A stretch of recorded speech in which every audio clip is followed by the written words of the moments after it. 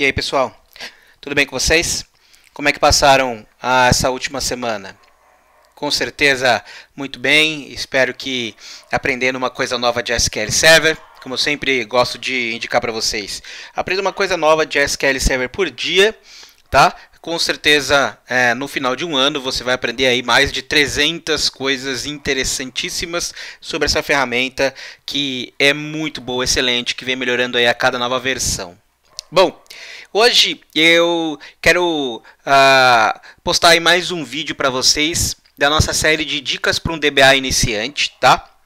Então hoje eu quero falar um pouquinho sobre uma pergunta que muita gente acaba fazendo para mim, que é: poxa, Vitor, como é que você faz para resolver um incidente, resolver um problema que está acontecendo em um ambiente seu de SQL Server? É muito comum o pessoal conversando comigo, seja em algum dos meus treinamentos, seja em algum evento, ou seja por e-mail, aonde quer que eu participe de algo, sempre tem alguém que me pergunta e me faz o seguinte comentário: poxa, Vitor, quando eu tenho um problema, eu fico extremamente perdido, eu não tenho ideia do que fazer, os caras reclamam que tá lento o ambiente, eu não tenho ideia do que fazer, por onde começar.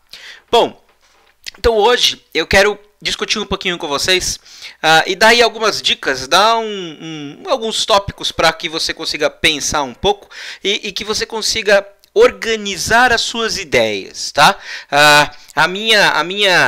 O meu objetivo hoje não é mostrar para vocês nenhuma ferramenta técnica, mas é discutir um pouquinho da ideia do processo de análise e resolução de um problema, ou extremamente conhecido como troubleshooting. Como é que você inicia o troubleshooting, certo? Então, vamos fazer o seguinte, vamos pensar que você está no seu ambiente, você está administrando o seu parque de máquinas e servidores SQL Server, e alguém simplesmente te envia um e-mail, ou faz uma ligação, ou vai até a sua mesa e te diz assim: o ambiente está lento. Isso é bem comum acontecer, não é, gente? É bem comum você receber um e-mail, você receber uma ligação com essa simples mensagem: tá tudo lento. Poxa, é estranho. É estranho, eu sei, é muito estranho. É bem complexo essa ideia de estar tudo lento, tá? Vou pegar esse cenário, um cenário em que estão reclamando de um possível problema no ambiente. Você acabou de receber exatamente essa mensagem: está tudo lento. Poxa, o que você faz primeiro? Qual que é a primeira coisa que você poderia fazer num cenário desse? Eu buscaria fazer o seguinte: primeira coisa que eu faria numa situação dessa é definir qual é o problema. Porque, pensa comigo, gente, você recebeu uma mensagem, um telefonema, um e-mail, que seja o contato de algum funcionário, colega da sua empresa, dizendo o ambiente está lento. É muito genérico, não é? É extremamente generalista. Por quê? Porque, pensa comigo, o que está lento? É uma aplicação específica? São todas as aplicações? Qual o ambiente que está lento? É o ambiente de desenvolvimento? É o ambiente de homologação? É o ambiente de produção? Não sei. E se você também não descobrir algumas dessas informações, não tem por onde você começar o processo de troubleshooting. Então, a primeira ideia seria: defina bem o problema. Tente descobrir o que é que está acontecendo. Vitor, está lento a minha aplicação que emite a nota fiscal. Ótimo! Então, se você já tem o real problema, fica mais fácil de você começar um processo de análise e resolução, do início de um processo de troubleshooting. Certo? Então, tenta sempre inicialmente descobrir qual é o problema. Segunda coisa que eu faria: vamos lá, qual é o impacto do problema?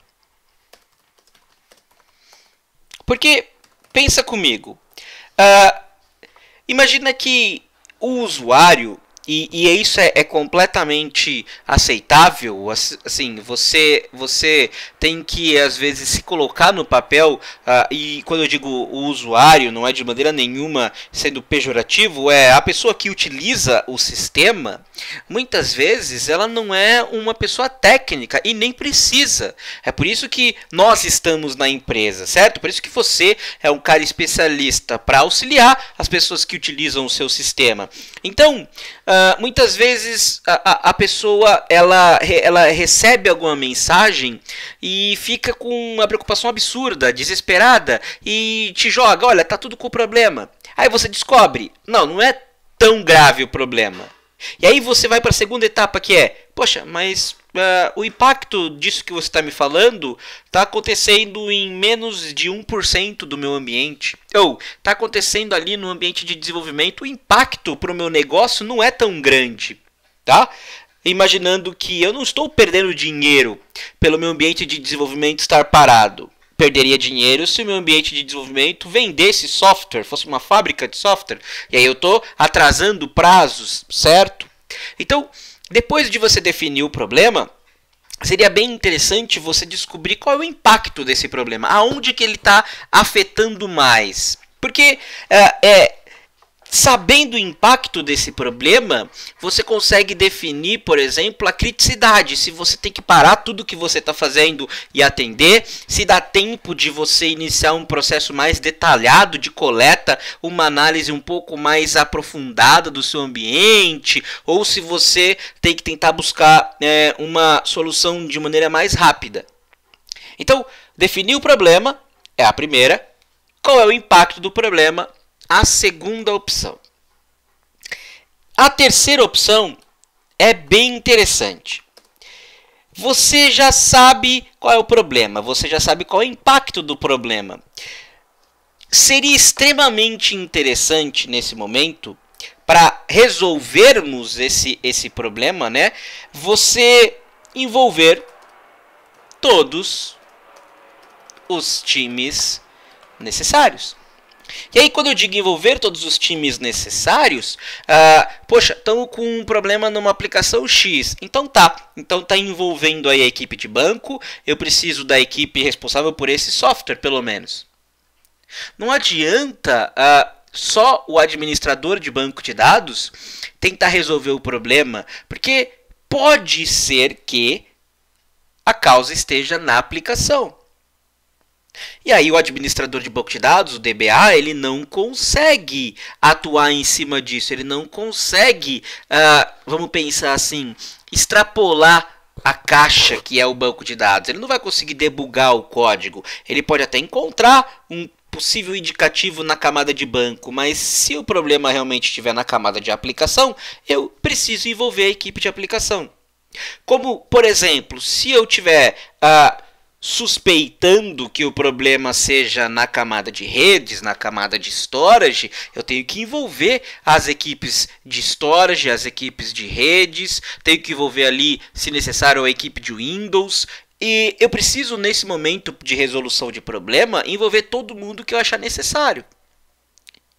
Porque até aqui a gente não tem nem a identificação de possíveis causas do que está acontecendo. Eu sei o problema, eu já defini o impacto e agora eu vou simplesmente olhar e falar, poxa, para tentar identificar as possíveis causas, eu preciso de todos esses membros da equipe para a gente conseguir aí dividir algumas coisas, algumas tarefas. Certo?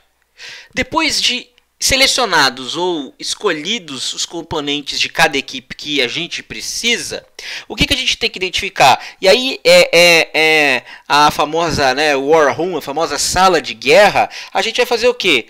Identificar possíveis causas do problema. E aí, gente, é um exercício bem legal, é um exercício bem interessante de você fazer com muitas equipes envolvidas.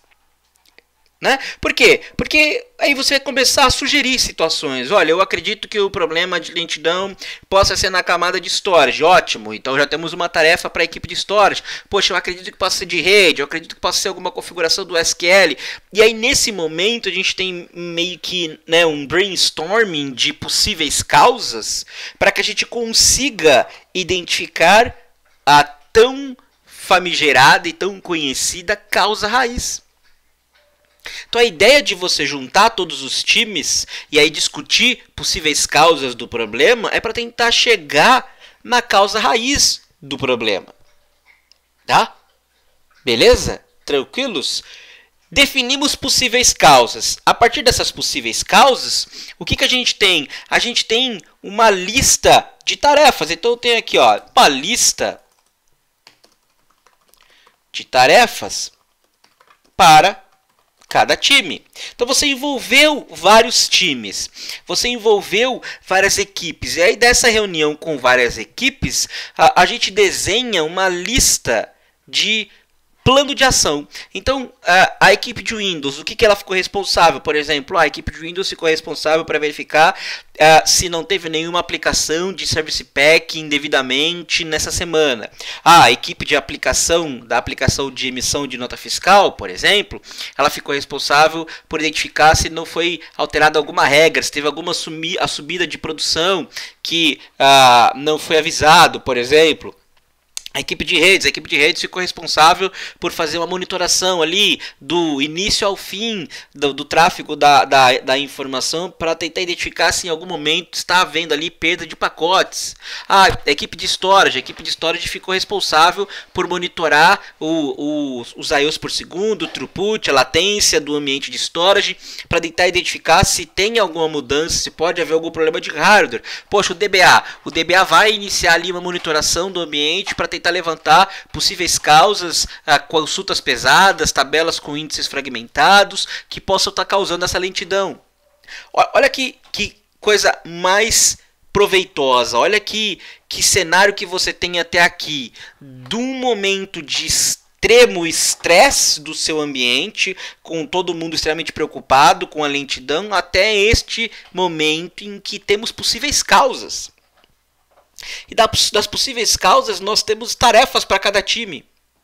E aí é legal, por quê? Porque dessas tarefas, cada equipe vai fazer a tarefa e aí a gente tem o próximo passo. A gente vai fazer o quê? A gente vai revisar a lista de tarefas.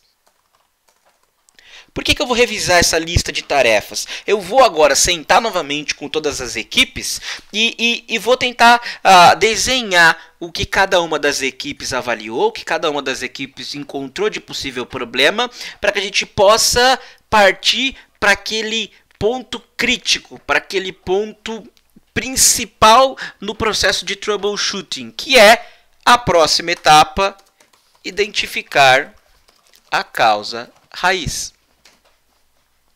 Todo o processo de troubleshooting que você executa, ele tem como principal objetivo encontrar a causa raiz do problema. Essa é a ideia principal de você iniciar um processo de troubleshooting. Identificar a causa raiz. Poxa, mas eu não consigo identificar a causa raiz se eu não sentar e não escrever um plano de ação. Quando eu converso sobre isso com a galera, né, a galera pergunta pra mim, muita gente acaba olhando pra mim e falando: Vitor, isso é bonito no papel, mas não dá pra fazer no momento de crise. E eu fico meio relutante em concordar com isso, porque se você não tem um planejamento para resolver um problema, você acaba se tornando o que eu chamo de DBA videogame. O que é o DBA videogame? É aquele cara que sai apertando todos os botões, sai mudando todas as configurações do SQL, faz tudo sem não saber nada. E aí, poxa, resolvi. Tá, o que você fez? Não sei, eu fiz 47 coisas e eu não sei qual dessas 47 coisas resolveu. E muito menos qual é a causa raiz. Mas eu resolvi. Perfeito, você resolveu. Só que você não identificou a causa raiz. Qual é a chance de amanhã, daqui uma semana, daqui um mês, isso acontecer de novo? E aí você não tem a menor ideia do que fazer e novamente fazer 47 coisas. Isso não é nem tão crítico. Qual é a chance de uma dessas 47 coisas que você alterou possuir um efeito colateral muito forte e causar mais problema no seu ambiente? É enorme, gente, é enorme. Então, realmente é bonito, bonitinho no papel isso que eu estou te falando, mas funciona, gente, funciona. O que você tem que fazer? Você tem que implementar algo desse tipo implicitamente. Você não precisa sair montando um plano de ação bonito num documento que você vai entregar para o seu cliente. Nesse momento, não. Nesse momento, se você fizer, por exemplo, dessa maneira que eu estou mostrando, eu estou aqui com uma conexão no SQL aberta, que poderia ser o Notepad, eu estou simplesmente anotando as etapas que eu quero fazer no meu processo de troubleshooting. Isso já é excelente, gente. Isso já vai fazer com que você tenha um norte, que você consiga identificar o que está acontecendo, qual o impacto, envolver os times necessários, identificar as possíveis causas do que está rolando. Você vai montar uma lista de tarefas para os times que você envolveu. Vamos revisar essas tarefas depois para saber se o que foi feito realmente surtiu algum efeito positivo no ambiente. E aí, com isso, identificar a causa raiz. Identificamos a causa raiz, olha só. Próximo passo. Com a causa raiz, a gente determina a solução definitiva do problema. Cara, não tem nada pior do que você administrar um ambiente e o ambiente ele tá sempre pegando fogo, ele tá sempre com um monte de problema. Você precisa ali ficar apagando aqueles incêndios e ficar dando aquela torcidinha, né, naquela configuração. Ah, eu vou colocar esse ponto aqui e tal. Isso é horrível, gente. Ah, não é, Vitor, eu mostro o trabalho. Tá errado, cara. Se você trabalha num ambiente de banco de dados e o seu cliente, o seu gestor, o seu superior, ele toda vez, ou sei lá, uma vez por semana, frequentemente, ele é acionado porque tem problema no ambiente, isso não mostra que você está fazendo um bom trabalho. Isso mostra que você não está conseguindo desenhar um processo de troubleshooting eficiente. Por quê? Porque se o problema acontece e você executa todas essas etapas, acha a causa raiz, determina a solução definitiva, esse problema não acontece mais. Ah, nunca mais vai acontecer problema, Vitor? Não, problemas eles acontecem. A gente trabalha numa área que está sempre mudando. Só que eles não acontecem do nada, né? A gente não levanta de manhã, olha para o céu e fala, poxa, hoje eu acho que vai acontecer um problema. Não, tem um histórico, cara. O próprio ambiente, se você monitora bem o ambiente, ele vai te dizendo, ele vai te mostrando, ele vai te direcionando a um possível problema que vai acontecer daqui a pouco.